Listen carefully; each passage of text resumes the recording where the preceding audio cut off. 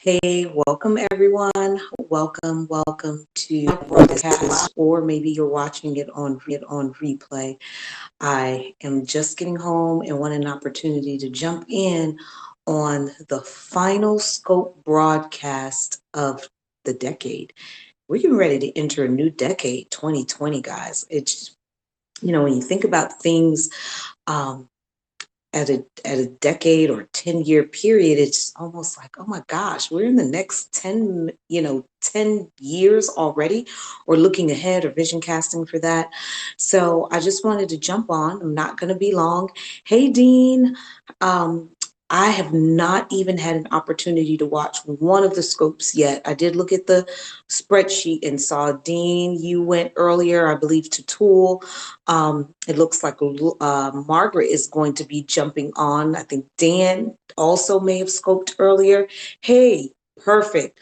So I have a couple that I need to go back and watch after this one. And then Margaret's going to be coming on after me, but in a couple of hours. So she's about 3 hours later for me, 11 p.m. So I can only imagine it's a full day for her. So on this last scope broadcast of the year, we are asking ourselves, what's your reason? And when I think about this, what's your reason? It definitely makes me think of a time of reflection, to look back, not because we choose to go back, but look back to see how far we've come. And then we look ahead to figure out the plan or the roadmap or what we need to be able to move forward. And so my reason for whatever it may be, because that's the question, what's your reason? My reason for scoping, I'll start there, is because it's an opportunity for me to reflect out loud. It's an opportunity for me to share maybe something that will inspire somebody else. My reason for teaching is because I wanted to impact lives and I wanted to make a difference in the lives of kids, starting off with elementary school and now at the high school level, and now supporting and impacting teachers as an administrator. My reason for treating people with integrity is because it's just the right thing to do. There's so much reward in doing good by people, building people up, giving them that esteem, including them, making sure that they are okay. Because if they're okay, then we're going to be okay. What's my reason, or what's your reason? And speaking of me figuratively, what's my reason for creating educational programs and services is because I feel that the impact beyond the classroom and beyond the building where I'm at needs to be greater.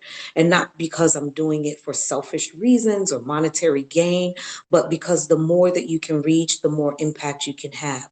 What's my reason for being part of the community is because people need to see education in a different lens, but I also need to be able to pour back my talents and gifts that were given to me by the Most High in a meaningful way.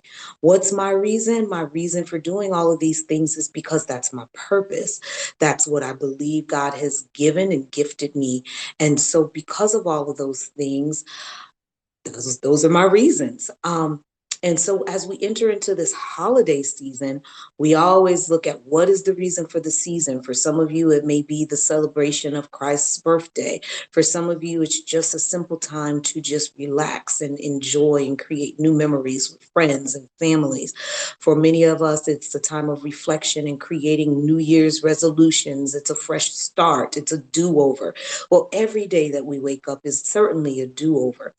But as I think about my reason, I think about my purpose. I think about what God has given me the ability to do. I think about the experiences that have shaped my thinking. And I think about what I'm going to do with what I've been given. And so, I never take a day for granted. I never take an individual for granted. I never take it lightly that I've arrived or I know it all. Absolutely not. There's something to learn. There's a learning opportunity each and every day at every corner from each and every single individual. The experiences may not always be pleasant. The experiences are hardly ever easy. What will we do with what we've been given? Exactly.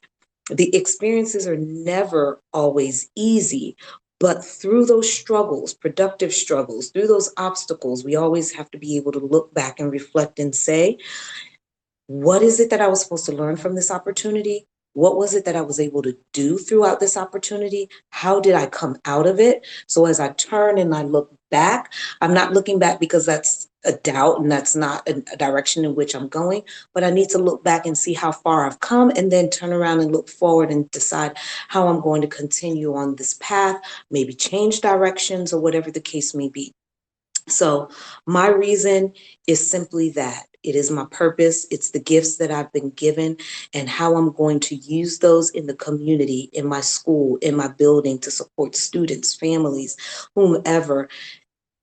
It just is what keeps me going. So as you step into 2020 and you redefine who you are because life shapes you and there are changes that happen, then think about those reasons of why you do what you do, the decisions you make. Why did you make those decisions?